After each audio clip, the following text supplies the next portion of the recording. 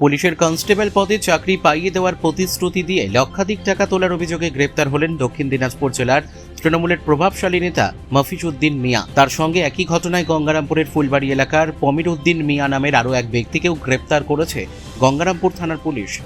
মফিজ উদ্দিন মিয়া ঘনিষ্ঠ হিসেবেই পরিচিত পমির উদ্দিন মিয়া সোমবার বিকেলে জেলা পুলিশের বিশেষ অভিযানে কুমারগঞ্জ এলাকা থেকে তাদের আটক করা হয়। মঙ্গলবার ধৃতদের গঙ্গারামপুর মহকুমা আদালতে তোলা হবে বলে পুলিশ সূত্রে জানা গিয়েছে। পাশাপাশি এই চক্রে আর কেউ জড়িত রয়েছে কিনা তা খতিয়ে দেখছে তদন্তকারী আধিকারিকরা।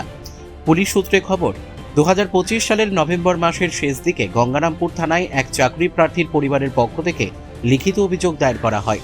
অভিযোগে বলা হয়, পুলিশের কনস্টেবল পদে চাকরি পাইয়ে দেওয়ার নাম করে 9 লক্ষ টাকা নেওয়া হয় এবং চাকরি প্রার্থীর আসল নথিপত্রও আটকে রাখা হয়।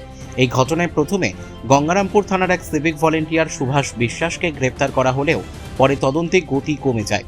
অভিযোগ ওঠে, শাসক দলের প্রভাবশালী নেতাদের নাম জড়িয়ে থাকায় তদন্ত কার্যত স্তব্ধ হয়ে পড়ে। পরবর্তীতে রাজ্যে সরকার পরিবর্তনের পর পুরনো চাকরি দুর্নীতির মামলাগুলির তদন্তে নতুন করে তৎপর হয় পুলিশ।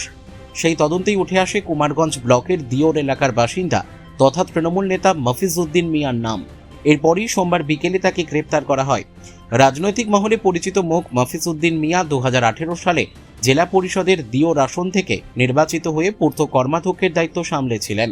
পরে 2023 সালের জেলা পরিষদ নির্বাচনে তিনি দলীয় টিকিট পাননি, যদিও বর্তমানে তিনি জেলা তৃণমূল কংগ্রেসের সাধারণ সম্পাদক পদে ছিলেন। পাশাপাশি আরটিও বোর্ডের সদস্য হিসেবেও দায়িত্বে ছিলেন। তবে কয়েকদিন আগেই তিনি ওই পদ থেকে ইস্তফা দেন বলে জানা গিয়েছে। তদন্তকারী সূত্রের দাবি, ক্ষমতায় থাকাকালীন সময় থেকেই চাকরি পাইয়ে দেওয়ার নামে একটি প্রভাবশালী চক্র গড়ে তুলেছিলেন মফিজ উদ্দিন মিয়া। জেলার বিভিন্ন প্রান্ত থেকে বহু চাকরি প্রার্থীর কাছ থেকে কয়েক লক্ষ টাকা তোলা হয়েছে বলেও অভিযোগ উঠেছে। পুরো ঘটনায় রাজনৈতিক মহলে ব্যাপক চাঞ্চল্য ছড়িয়েছে এলাকায়। অন্যদিকে এদিন সন্ধ্যায় সাংবাদিকদের মুখোমুখি হয়ে জেলা পুলিশ সুপার চিন্ময় মিত্তাল বলেন, চাকরি দুর্নীতি সংক্রান্ত একটি পুরনো মামলার তদন্ত চলছিল। তদন্তে 2 ব্যক্তির নাম উঠে আসায় তাদের গ্রেপ্তার করা হয়েছে। আগামীকাল তাদের আদালতে তোলা হবে। পুরো ঘটনার তদন্ত চলছে বলেও তিনি জানান। দেখুন, যেটা জানতে পারলাম যে তৃণমূলের নেতা মফেজ মিয়াকে পুলিশ অ্যারেস্ট করেছে।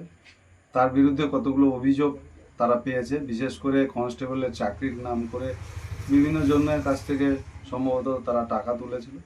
লিখিত অভিযোগের ভিত্তিতে পুলিশ অ্যারেস্ট করেছে। তৃণমূলের সময় যেভাবে দুর্নীতি হয়েছে, যেভাবে চাকরির নাম করে টাকা তোলা হয়েছে, বিভিন্নভাবে মানুষকে বঞ্চিত করা হয়েছে, বিজেপির আমলে সেটা হবে না। যারা অপরাধী তাদের বিরুদ্ধে আইন অনুযায়ী ব্যবস্থা হবে। ধন্যবাদ। না, বলার বলতে মফিজদার গ্রেপ্তারটা আমিও শুনলাম এই সাংবাদিকদেরই মুখে। তারপরে আমি জেলার ঊর্ধ্বতন পুলিশের কর্তৃপক্ষকে ফোন করেছিলাম। ওরা যেটা বলছে যে আমাদের কাছে অ্যালিগেশন এসছে একটা, আমরা ইনভেস্টিগেশনের জন্য ডেকে পাঠিয়েছি। এর বেশি আপনাকে বলতে পারবো না। তো আমরাও বুঝে উঠতে পারছি না যে এটা এখন মানে বিজেপি জয়ের পরে প্রতিহিংসার কারণে হলো না কোনো বাস্তব ভিত্তি আছে। এগুলো একটু জেনে বুঝে না হলে তো আর বলতে পারছি না এখন।